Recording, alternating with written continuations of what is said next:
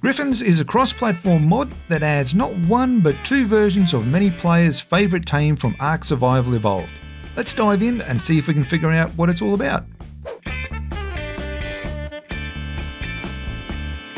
The Gryphon is obviously the main character in the mod and does all the same things its namesake did in ASE.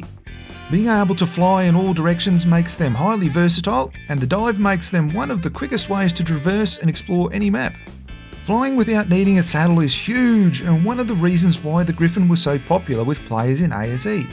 But as a bonus, the mod adds 3 saddle variants which help negate a little bit of the glass cannon reputation, as well as looking really cool. And the saddles can be skinned with goggles for a little bit of extra decoration. To craft the saddles and goggles, you'll need the Gryphon workbench, which unlocks at level 30. And speaking of cool, the Gryphons even have some additional colour regions, most notably the eyes. Looking good, Frank? How about a song? And the biggest added feature is that they are breedable, so players can go to town creating the best versions with all the stats and mutations they can handle. Adding to their versatility, they're even able to pick up small-sized critters. They have a passenger seat with or without a saddle, and both riders have the ability to shoot ranged weapons from their back while flying, which makes taming even the toughest and scariest dinos a breeze.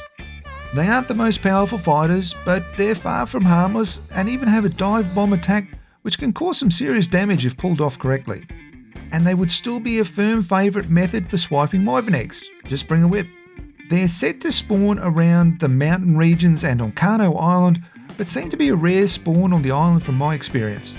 On other maps, they seem to spawn in areas that you would see Argies, and on Scorched Earth, they were all over the place, so that would be a great map to go looking for them. Taming them still requires the top tier of kibble, or failing that, the old tried and tested mutton or prime.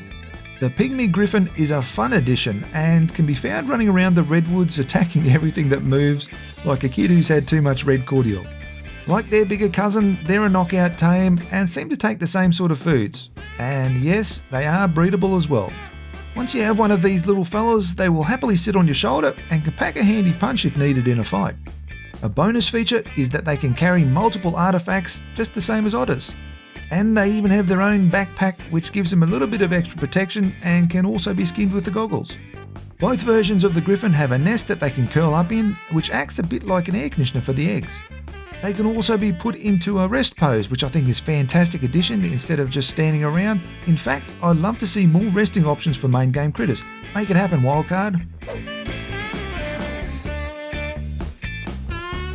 Okay, pros. Both variants look great and the saddle takes that to another level. For the most part, Gryphons behave the same way as their ASE counterparts, so for many players this will be like putting on an old familiar pair of shoes. Adding them to any map that uses the island or Scorched Earth spawns is a great call, so players don't have to hop maps as much to find them. The shoulder version is a lot of fun, and the ability to carry multiple artifacts is very handy, especially for those of us who are terrible at taming otters. And the breeding brings them in line with so many of the previously unbreedable critters, so players can tick that one off their wish list. Okay, cons. Well, I'm really clutching at straws here, but there's some very minor texture issues on the feathers on the underside of the wings. It's hardly a big deal and has likely a limitation with consoles.